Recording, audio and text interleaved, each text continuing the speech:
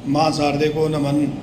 साहित्यिक सचेतना के सभी प्रबुद्ध रचनाकारों, साहित्यकारों, सनातन प्रेमियों, दर्शकों और पाठकों को साहित्यिक सचेतना की ओर से रायसिंह भंडारी द्वारा हार्दिक अभिनंदन। आज की प्रस्तुति में आपके सामने प्रस्तुत हुआ हूँ निर्धारित विषय लेकर के, और निर्धारित विषय है आज का स्पर्श, और उसकी विधा है लघु कथा। स्पर्श कहानी शुरू करने से पहले स्पर्श के बारे में आपको ज़रा जानकारी दे दूँ। स्पर्श पांच तन्मात्राओं या 5 विषयों के में से एक है स्पर्श। स्पर्श हमारे जो पृथ्वी 5 तत्व हैं हमारे आकाश, वायु, अग्नि, जल, पृथ्वी में वायु तत्व से बना, वायु तत्व में है, और इसकी जो हमारे ज्ञानेंद्रिय है वो त्वचा है, यानी त्वचा से हम अनुभव कर सकते हैं। इस त्वचा के द्वारा स्पर्श अनुभव होता है, और उसी से हमें शीत, गर्मी, वर्षा, कठोर, नरम या मुलायम जो भी हम स्पर्श करते हैं ये उसी से पता चलता है। वो संवेदनाएं जो है हमारे मस्तिष्क में जाती हैं, और मस्तिष्क फिर कर्मेंद्रियों को संदेश आगे के लिए संदेश देता है। तो इस प्रकार से ये स्पर्श है। स्पर्श के लिए एक छोटी सी लघु कथा है जिसमें कि महर्षि गौतम ने गंगा जल के स्पर्श से मृत गाय को जीवित कर दिया था। बहुत समय पहले की बात है। संसार में एक बार भूलोक में अनावृष्टि हो गई थी, यानी अकाल पड़ गया था, और यह काफ़ी साल तक 12 वर्षों तक अकाल रहा। कोई बारिश नहीं हुई, वर्षा नहीं हुई, पेड़ पौधे सूखे और सारा ज़मीन जो है वीरान हो गई थी। तो गौतम ऋषि ने इस वृष्टि लेने के लिए एक महायज्ञ करवाया।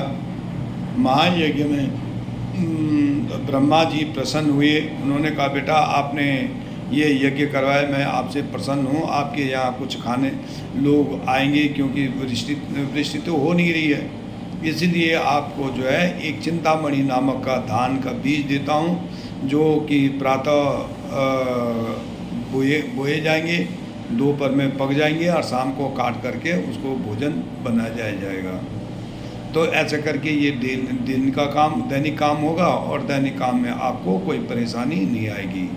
इस ढंग से गौतम ऋषि के पास जब वो चिंतामणि धान हो गया, तो उन्होंने सभी विश्व के जितने भी क्षुधार मतलब भूखे प्यासे लोग थे उनको अपने महायज्ञ में शामिल करवाया, और जो उनको खाना जब तक यज्ञ चलता रहा, जब तक वृष्टि नहीं होगी, तब तक वो उनको भोजन देते रहेंगे, भूखे लोगों को भोजन देते रहेंगे। ऐसे करते करते काफ़ी दिन हो गए, और जब यज्ञ पूर्ण यज्ञ हो गया, तो उसी समय बारिश हुई। बारिश से काफ़ी लगातार बारिश हो गई।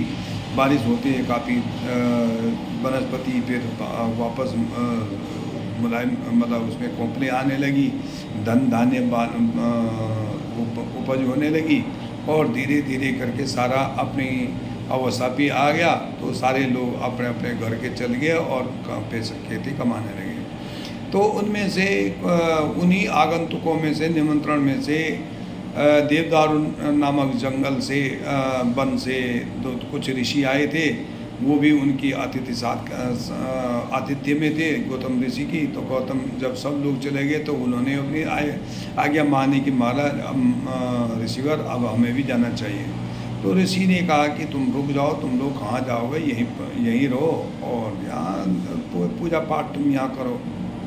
तो जब काफ़ी दिन हो गए, जब नहीं रहे वो, तो 1-2 साल हो गए, तो उनको लगा कि अब गौतम ऋषि हमको अपंगु या निर्कर्मण्य बनाना चाह रहे हैं, निकम्मा बनाना चाह रहे हैं, और इस ढंग से तो हमारी जो हमने तपोबल कमाया वो भी क्षीण होता जाएगा किसी दूसरे पर आधारित होकर के।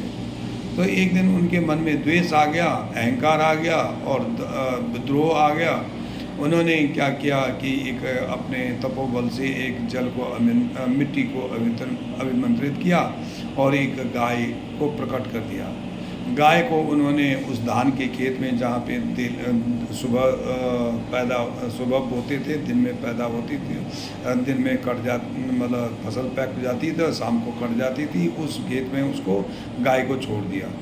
जब सुबह स्नान आदि के बाद जब गौतम ऋषि वापस आए तो उन्होंने खेत में उस गाय को देखा, तो गाय को उन्होंने कहा, भाई ये गाय यहाँ पे क्यों है, ये तो फिर खेत को चर लेगी। तो उन्होंने उसको डंडा मारने के बजाय उनमें जल डाल दिया। थोड़ा जल डालते ही वो गाय मतलब गाय जल का स्पर्श देते ही गाय वहाँ पे मृत हो गई। अब वहाँ पे गाय हत्या का पाप लग गया, क्यों वो जो ऋषि थे, द्वेषी ऋषि थे, मुनियों थे, उन्होंने कहा अब तो भगवान आप पे तो गौ हत्या का पाप लग गया, तो इसके लिए क्या करना पड़ेगा? कह रहे इसके लिए भगवान शिव की तपस्या करनी पड़ेगी। भगवान तो गौतम ऋषि उसी समय भगवान शिव की तपस्या के लिए, प्रायश्चित के लिए महायज्ञ मतलब बहुत बड़ी तपस्या करने के लिए गिन गए। काफ़ी सालों के बाद जब शिव जी प्रकट हुए तो उन्होंने कहा जाओ कि बताओ क्या तुम क्या चाहिए आपको? कह रहे भगवान मुझे वो गाय जिंदा करनी है, मतलब जीवित करनी है। कह रहे जाओ ये गंगा की धार लो।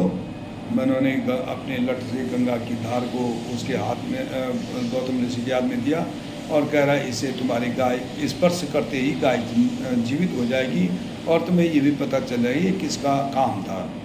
तो जब गौतम ऋषि वापस आए तो उन्होंने उस हाथ में से उस गाय के शरीर को गंगा जल से स्पर्श किया